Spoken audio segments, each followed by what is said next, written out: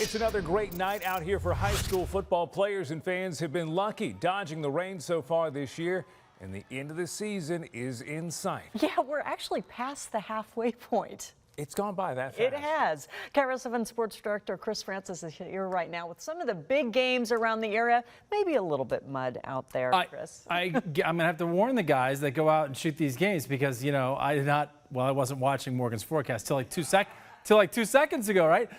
Yeah, week 7, this does start to get interesting because, you know, teams are in the playoffs. Some teams might miss the playoffs after a loss tonight. That's the drama that plays out. Our player of the week, he's got his team right in the mix. That's Decatur High School's Nehemiah Washington. He's racked up a number of good games this year, but last Friday he ran for 164 yards, 2 touchdowns on just 11 carries. That's what did it, right? It helped the Golden Gators to a 41-7 win over Mount Rainier. At 5-1, they've all but locked up a playoff berth, and Washington is ready to carry them to a title.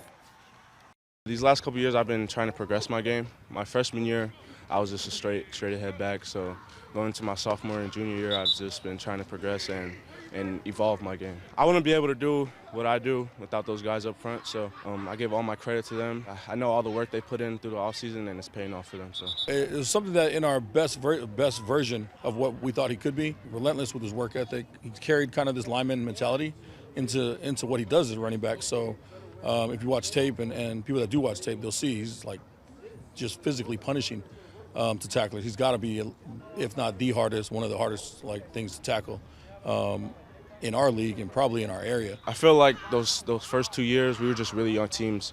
We were full of just freshmen and sophomores, and coming up now, we're juniors and seniors. So I feel like that being older gives us that advantage.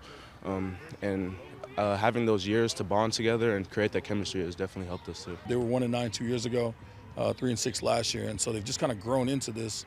Where little by little they've gained confidence through the weight room, through conditioning, through the off season, and it's really the coolest thing is to see them kind of have more faith in each other and see them kind of play for each other a lot more than what they had been before. I feel like after watching the Kennedy film, we saw our mistakes, and going to the game the next weeks, we just wanted to capitalize and clean up those mistakes. So that was the mentality going into those games. He is kind of the heartbeat of our team and things, both through and mostly it's through. He's not a big talker, so it's really mostly through work ethic and just example. Our OC coordinator Clark Hoven's done a great job of kind of integrating the things that Spencer does really well at quarterback, and then meshing the two styles of running backs that we've had, and so that's worked out really well. It's helped to have kind of this kind of offsetting running backs.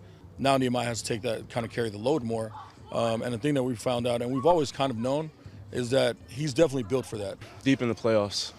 I mean, that's been our focus all offseason. Playoffs are bust. So we had 2 running backs coming in. One of them just broke his collarbone. Saya Tongaloa just broke his collarbone, and we're hoping to get him back by making a playoff run if possible. That's the only way we see him on the field again. So that's kind of a running goal for the team, is to finish the season with him on the field. We have to go and accomplish some things we've never done before.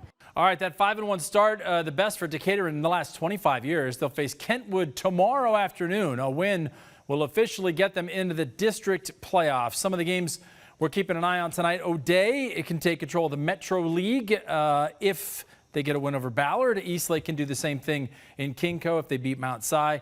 And we're going down south tonight, like way down there, as Yelm visits Timberline, and then way out west for another top 10 matchup as Bremerton visits North Kitsap. So join us tonight for scores and highlights.